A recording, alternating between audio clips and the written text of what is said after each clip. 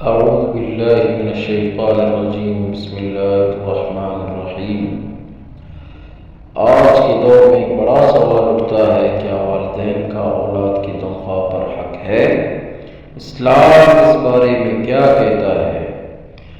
اولاد کی تنخواہ پر والدین کا کتنا حق ہے؟ اسلامی بیان۔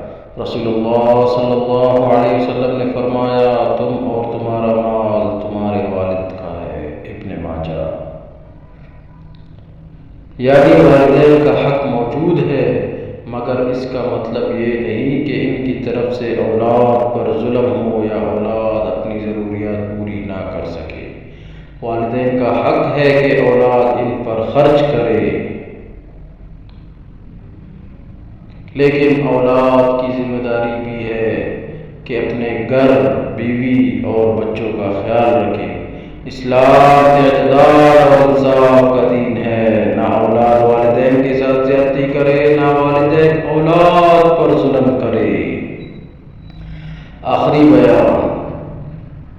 جو اولاد اپنے والدین پر خرچ کرتے ہیں، اللہ اس کی روزی میں برکت عطا فرماتا ہے، اور جو والدین اولاد کی حالت سمجھ کر ان کی آمدنی میں حق رکھتے ہیں، ان پر بھی اللہ کی رحمت نازل